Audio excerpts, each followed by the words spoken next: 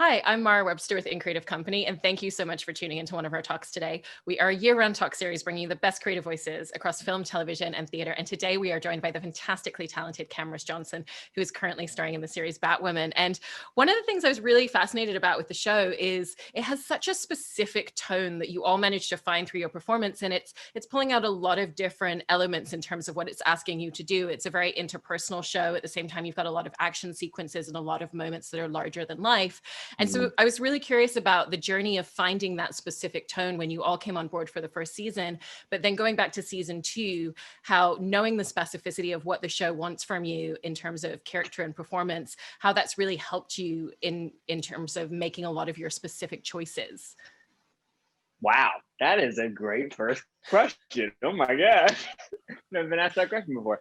Wow, so I think thankfully, in the Batwoman family, we were very lucky to have the entire Arrowverse already. So we kind of get a little piece of what the audience and what the producers are probably looking for. The only thing about Batwoman is that since we have this sort of darker, grittier vibe to it, it was sort of getting inspiration from Flash and Arrow and all these other things, but keeping the Gotham City darkness about it. So it was really just a mixture of the two. It was a mixture of, okay, we sort of know this superhero sort of larger than life vibe that we should be going for, but at the same time, we should find realism within that. We should keep it grounded and real because our show doesn't really have superpowers. We don't really have, people flying or anything, or at least not yet. So, as far as our villains in the series, as far as how we deal with them, it all has to be very real. The way that we take them down, the way that we figure out how to, all that stuff. So anyway, a mixture of those two sort of influences how we approach every scene because it has to come from a place where we're dealing with a character that's larger than life, but in a very real world. Yeah. I also think there's so many interesting choices in the pacing and the rhythm that you found with this character, particularly when he's giving guidance from the Batcave and, there's a really fast rhythm to a lot of those moments. So how did you set about finding what that was going to be? And again, how does that just really lend itself to like when you go into a scene now, you just know exactly what that's going to look like and what that's going to feel like in your body when you're delivering it? Right. Another phenomenal question. So it's funny because I started acting when I was in high school theater. And I started junior year. My main note when I was in high school from my teacher, Jason Hill and Lisa Limbach, they both said, slow down. You're talking way too fast. Because when I grew up, it was just like, I was the class clown. I had to crack all these jokes all the time, and the faster the better. So I'd be on stage just like, and their whole thing was, I'm gonna stand in the back of the theater, and if I don't know what you're saying, then you're going to fail this test. So I had to talk really slowly and really enunciate what I was trying to say, and then eventually, come senior year, I was talking very slowly. So over the years, I've been trying my best to keep that in my head, and then I booked this job where I'm playing Luke Fox, and he's this high-tech super genius. And in order to get a lot of his dialogue out, it has to come very quickly. And it's a choice that I made in the auditions where when I read it, I was like, oh man, like this guy's, the way his brain probably processes things is very like this all the time. And that's why he's always nervous. Like he's always anxious and high strung because his brain is always at 100 miles per hour. So that's kind of where that idea came from, is I know that I can speak fast. So I kind of introduced that. And then sadly, after a few episodes, even Caroline Dries, our showrunner, was like, listen, you got to slow down a little bit. So there's still moments why I do it because I've gotten back into some bad habits where I'm talking kind of fast, but I love when Luke does it clearly. So that's sort of been my challenge, is keeping the speed, but making sure it's clear and concise. And I think, the way that a character speaks and the dialogue given to that character sort of falls into their body very easily when it's written well. So thankfully, Luke, since he's speaking so fast, his body is always trying to catch up. So that's why he's like always kind of stiff, but when he does move, it's sort of like jerky. So it all sort of just fits together. Yeah. There's something else that you've talked about from when you first started acting that I thought was really interesting as well, in describing how you felt like you could always be someone who was joking around with the crew and just Hmm. hanging out right up until your cue hit. And then you could just walk on stage and flip into Right. character. And I was fascinated by how that is really helpful, particularly shooting a show like this, because, TV is notoriously fast paced, but at the same time, very much hurry up and wait. Sometimes you have to really pivot the idea of what you're doing with a character in the moment based on Mhm. different choices and changes to a script at the last minute. So how does that really help you in just being able to pivot incredibly fast and incredibly easy with what you're doing character wise? I mean, I'd say it helps me a lot. I think one reason that I sort of got used to turning it on, turning it off very quickly was one reason was because when I was in high school, I didn't even realize I was doing it. Because again, the class clown thing in high school was so important to me because you want to be liked, you want to have friends, you want to have people think that you're funny. So when I'm on stage doing my thing, even if I felt a little silly in a specific character, I come off and whatever I could do in silence, try to make my crew laugh while the play is going on. And then when someone came up to me and said, it's so cool that, well, I shouldn't say that, but it's so interesting that whenever you leave the stage, you can turn it off. And then when you hear your cue, you can turn it on. And I was like, oh, I was sort of doing that for the joke of it all. But now that I realize that people sort of see that as a power, I would see if I can do that to benefit myself. And when it comes to TV, you're right. Like TV can be very fast paced. TV can add lines the day of, the hour of, the minute of. There are some days where I wasn't quite sure I was going to be working the next day, and then when I get the schedule, I'm working all day. So you have to be quick on your feet. You have to pick up lines very quickly, and it's being able to turn it on and off helps me healthily be able to do a scene, stick with that scene, be within that scene, and when the scene's done, and I'm done with it. So my brain is constantly picking things up that I need for that moment, and when that moment's gone, throwing it away. And there's that one thing that actors always love to say when they're in a scene and they don't realize what they've done. It's always one of the greatest feelings because you're just so in it. I think that's something, thankfully, that comes naturally with turning it on and off, because when it's on, my brain that was in the off is back here somewhere. And then when I turn it on, it's over here. And then when I turn it back off, I'm back here. So sometimes I'm like, I don't really know exactly what worked and what didn't.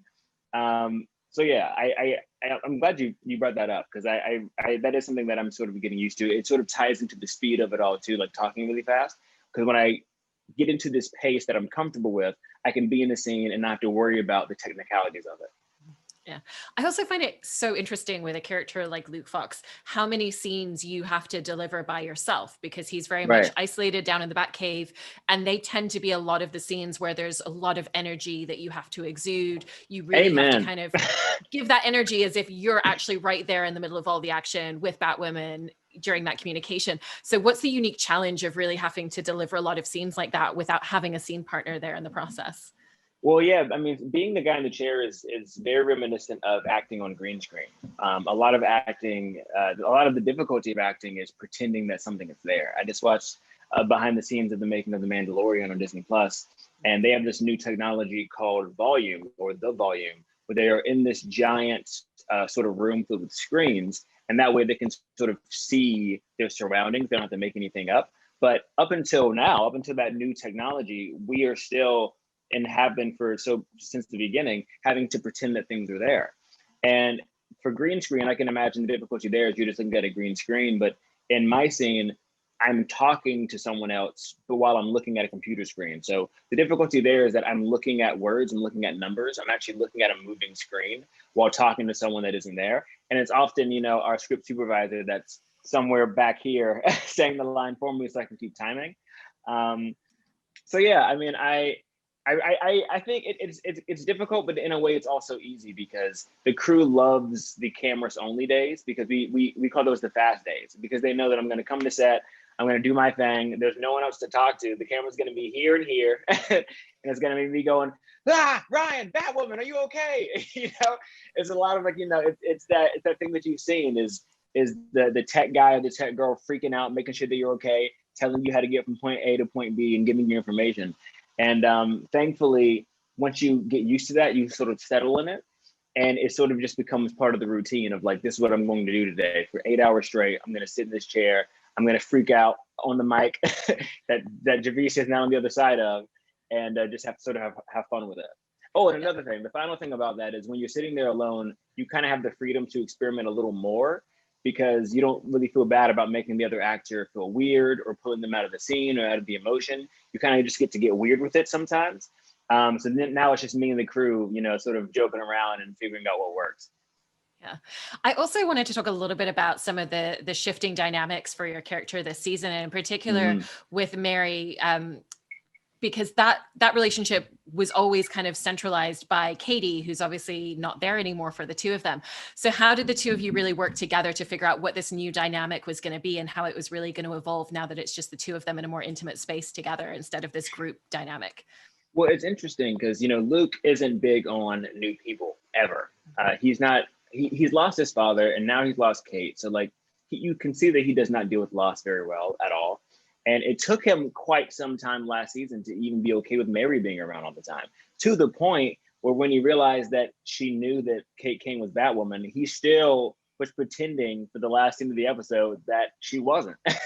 Even though she said, I know. He was like, no, what? I don't know what you're talking about. So Luke is so protective of himself, of all things Bat and all things Bruce Wayne, that when it comes to a brand new character being introduced, really the only person that Luke is talking to often is Mary. So Mary is such a nice person and so welcoming, and she just wants to find Kate in the positive way, where Luke is coming from the pessimistic side, where he's more like, I want to find Kate, but I don't need your help. We don't need you. We don't know you.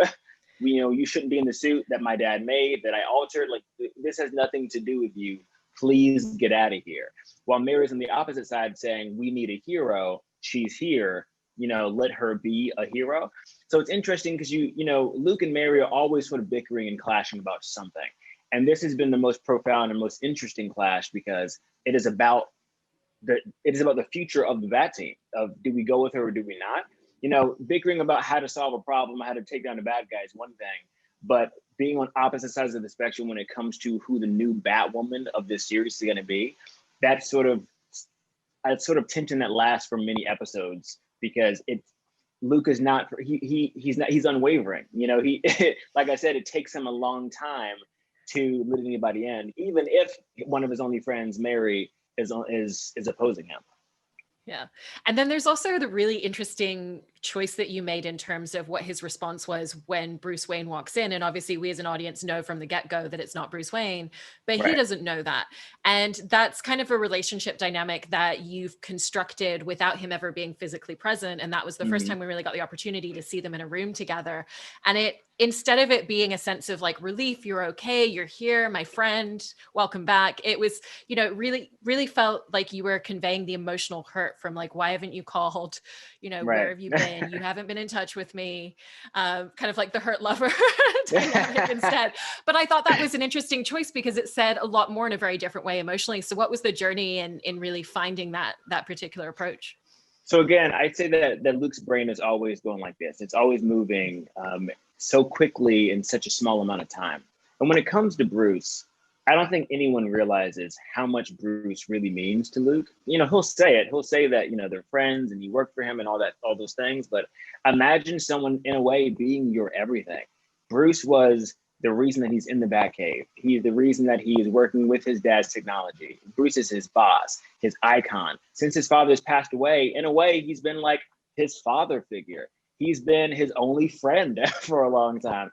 He was the one person he talked to and looked up to and believed in. So the fact that he's been gone for 3 years, it not only was surprising and scary, but it also hurt in a lot of ways. Because we all know he's alive somewhere, he's got to be. He's Bruce Wayne, he's Batman, he has to be alive. But to Luke, knowing that he's most likely alive somewhere, the fact that he hasn't reached out is like heartbreaking, because the fact that he was in a way training him and coddling him these years and growing him to be who the hero he is now, protecting the city with Batwoman, the fact that he's been gone and he just suddenly appears without a word, without saying, I'm sorry, I haven't said anything, it hurt Luke to think that it's insane that I have to bring this up, that I have to say, where have you been? Like, it's crazy that you didn't just come here and tell me, hey, Luke, sorry, I've been saving the world or something. But the fact that he just came back, so a lot of the fans on Twitter were saying, I can't believe Luke didn't realize that he was acting strange. It was like, but Luke, that's not That's the last thing he was thinking. He saw Bruce Wayne's face. So everything, nothing else matters. The chance of him not being Bruce was the last thing on his mind. It was more so of, is he okay? Why is he back? Where has he been? And why didn't he tell me that he was leaving? And then because you were mentioning his relationship with his father, I wanted to touch on that a little bit, because again, you're really having to construct that without him being there. And I know that when you got this role initially, you did a lot of research and diving into like different iterations of all of these characters in this world to really construct who his dad was to him. But then throughout the whole season, and even going into season 2, there's still just always these little tidbits of information that come into the scripts. So do you find that when those come into play, that it tends to cement this composite that you created of who this character was in your mind, or have you had to really pivot and change any of those details along the way of what their dynamic was together? So since I know Luke Fox from the comics quite a bit, and I know Lucius from all the games and shows and movies, the idea that I have for Lucius, I think, is similar to a lot of people's ideas that they have for Lucius. But in many ways, I actually just, in my brain, think of Lucius as my own dad. As you've probably seen from my animated short, Grab My Hand, a Letter to My Dad, me and my dad have a very close relationship. So in many ways, my dad is my superhero, like Lucius is to Luke. And I think, in the beginning of the series, when sort of getting in Luke's brain and figuring out how his relationship to his dad was going to be, I would imagine all these sad things about my dad. I don't know if you want to talk about actor process or anything, but very quickly, I basically improv the character's past. So I, in person by myself in my room, sort of was at a party with my dad and with my friends, and he went to go get ice, and I was upstairs with my godparents, and then the police were at the front door. When I opened it, they said, "Can you come ID this body?" Just like I said in the scene. But when I acted it out, I envisioned, sadly, scarily, my own father lying on the ground in that store, and it all sort of makes it a lot more real. So all the things that are added in the scene, most of them were told to me kind of ahead of time. But if not, it all is just more backstory for Luke, because at the end of the day, although I have a close relationship to my dad, I always want to keep them separate, because obviously Lucius is a different person, not the exact same character as my dad. My dad's not a billionaire, but when it comes to all the additional pieces, it sort of, like you said, adds on to this core that I created. It doesn't really shift it or alter it in any way. It just sort of makes it. I imagine like the character that I made, it was like the head and the neck and the body and the arms of the stick figure, right? And every little piece that they give me are the legs. So like the body stays the same, but everything else is just like, okay, we have the legs, here are gloves, here are shoes, here's a hat, So the stick figure is never altered, but it's always, it's getting closer and closer to completion. Yeah. One of the kind of like detailed things that you constantly bring into your performance that I find really interesting is the way that he deals with these hugely stressful situations that are way more extreme than what the average person ever has to deal with in their lifetime. And the fact that he does manage to kind of stay very cool under pressure, channel a lot of that energy into just being really proactive and turn it into action. But you do kind of find these like really small ways to like let the cracks show. So when you're kind of figuring out the dynamic of okay, what's the dynamic of the situation that he's in, and what's the way that he's going to process this particular situation, how do you kind of figure out where and when you want to allow those cracks to seep into this exterior? So I think, Luke is I like to say petty. He's kind of a petty dude, right? So I think when he gets a moment to throw a jab at you, he's going to do it. And I think the reason for that is because although we see Luke is team bat, team save the world, team good guy, there's a lot of anger within him. And we saw that last season with the gun, with the boxing. Like the man he's, like there are things in him that he's constantly keeping down and hiding in this tie and this suit, because that's not the man that he was raised to be by his father. And I think he's constantly trying to live up to the image that his father created for him, although he doesn't know what that image was supposed to end up being because his dad passed away. So he's sort of keeping this image that he's had for all these years that his father saw, so that he can keep making his father happy. And hopefully when Bruce comes back, his new father figure or his other father figure will do the same, see him as he is and how he was, and be proud of that he stayed the same. So when it comes to Luke letting a little bit out, since he has all this anger, I think since he's always containing it, there are some moments where he's trying his best to keep cool, but you keep pushing him. So that's why you'll see him, like a lot of the things he says are really funny because he just doesn't have time to explain it to you. Like he'll just listen and he'll say it kind of rudely, and then but it's out, he's calm, and he moves on. So I think the cracks are really any moment where he's stressed, any moment where there's a conflict, and any moment where he has to make a harsh decision. That's when he lets himself get a little loose and a little bit of the anger seep through. So what I'm really looking forward to seeing is whenever there's a big moment where he finally has to decide to stop letting his anger, stop pushing it down and either let it all out or completely get rid of it. Yeah.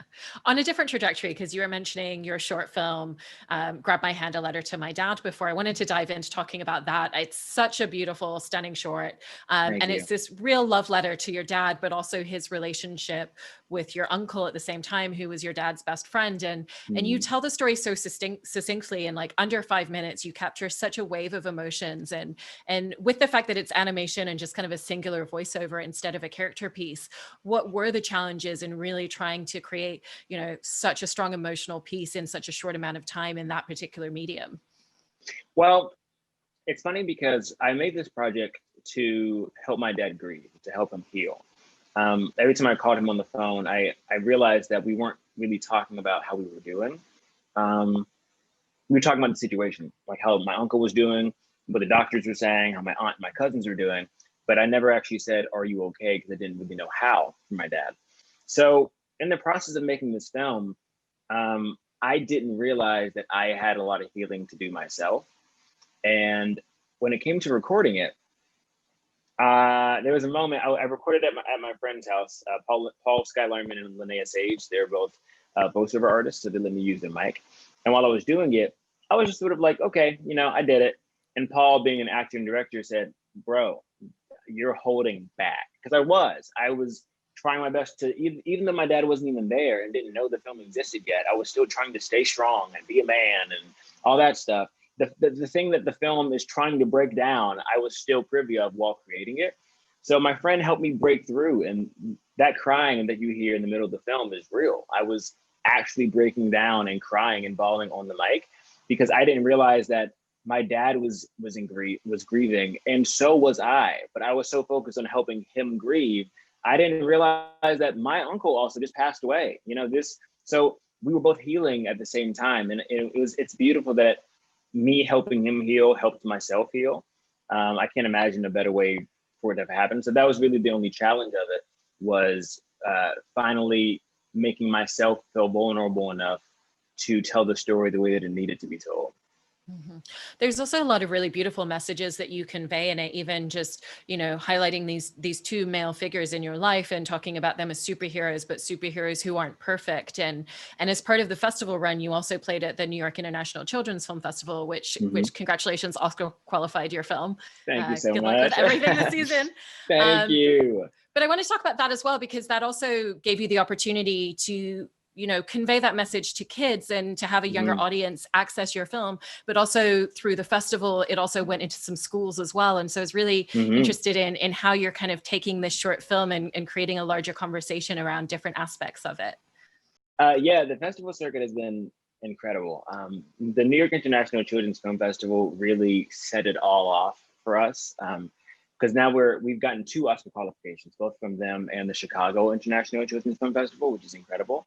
And at that festival at New York, I was so surprised because they asked me to speak on their animation forum, their panel. And I was like, "Are you sure?" Because she's the showrunner of an animated series on Netflix, and he's an Oscar nominee. So are you sure about me? But it was really great because, like you said, I got to really open it up to a bigger audience. I got to go on stage and explain to this large audience of all ages that I've never made an animated short before. This is my first animated project. And the reason that I did it and people were enjoying it is not just because I talked from the heart and I believed in it and I made it for a very specific person and message, but at the same time, I tried. I gave it a shot. And I feel like a lot of people are afraid to try to make art and get into things that they're afraid of. And the fact that I did it, and I just happened to submit it for festivals, which was never the plan originally. The plan was just to show it to my dad, and it just sort of became this thing. But I tried, and it grew, and it's grown, and it continues to grow. So I can't thank New York International Children's Film Festival enough for giving me that opportunity, and then to turn around and add the film as part of a school curriculum. So now it's like you said, it's in classrooms, and kids are learning about identity through my film, which is incredible. And Chicago International is doing the same thing. They're adding the film to a Black Lives History curriculum. San Francisco film? They wanted me to teach, they wanted me to speak to a bunch of kids as well. So it's incredible that this film that was made for my dad has become a learning tool for the new generation, for in a lot of ways. And it talks a lot about loss and a man showing passionate love for another man, because we've been told that that's not an okay thing growing up, and we still are as adults. So anyway, my long way of saying that I am so incredibly blessed and lucky to have been on the festival circuit, and it's so great that it's still going. I mean, even though the film's come out today, we still have, I think, 2 or 3 festivals that we're going to be in the next month or so, and I hope to just continue and keep on growing. Yeah. Then lastly, there's something interesting that you were saying about the first few months of the pandemic that I wanted to talk about, in which, you know, there was such an expectation for anyone who's creative to be creating things in those first few months. And that for you actually found it really challenging because there wasn't the usual stimulation of going new places and getting to even just watch and observe people walking down the street and to meet new people. Right. And so how did that really start to shift for you, or how did you find different ways of approaching creativity after that initial roadblock that you had those first few months? Man, it took very, very many months. And that's why I wanted to speak on that, because there was so much pressure online. Someone said something about, you know, Shakespeare wrote his best play when he was like, what?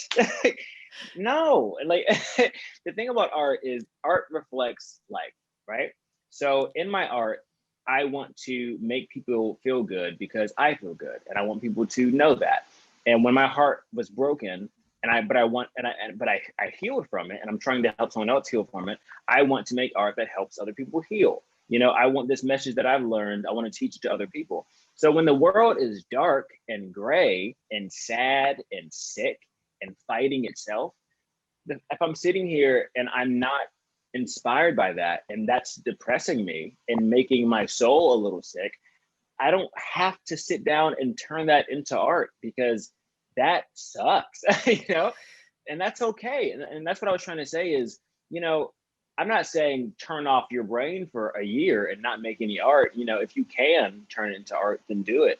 But if you can't, that is just as okay as doing it, because your mental health is important, especially to the Black people in the room, in the world watching this. You know, our mental health is just as important as anybody else's. And this year was freaking so terrible for us. Black Lives Matter was so hard to watch, and Black people have been getting killed since we were all born, every single one of us. It's not a new thing, but to see it on TV when you can't work and you can't go outside and you can't see friends and you can't hug anybody, and then Chadwick Boseman died and Kobe died, and we're just sitting here losing people, and a lot of it is the same thing, police doing it over and over again. You do not have to sit down and write a movie. What? Cry. Call your mom, go to sleep, watch a movie, you know, whatever you need to do. I'm going on a rant now, so I forgot the second part of your question. Oh, how to get back into finding my creative space. There was a lot of things, you know, I reconnected with a lot of friends. I cut out a lot of toxic people, because you sit there and you realize, nah, we don't need to be friends. Because, you know, when we're suddenly trapped in our own homes and you see the way we interact, oh, okay, we're not really vibing, and that's okay. I watched a lot of movies and TV shows. Oh my gosh, wow, so many. And that always inspires me when I watch things that I think, dang, either I could never make that, or it would take me a lot of years to learn how to make that. That really inspires me, because it reminds me I have a lot to learn, which is always great. And also, this may be an uncommon answer, but video games are big for me. I am a big video game player. I love them. I don't always have a lot of time, but I think video games are one reason that I got into acting, that I'm interested in writing and directing. Oh my gosh, back to The Mandalorian, they use video game rendering to shoot that show. So like the video game technology is so ingrained in my brain and in my life that finally getting time to just sit here and play one video game after another. I'm telling you, since like COVID started, I played like 8 video games. Like that's a lot for me.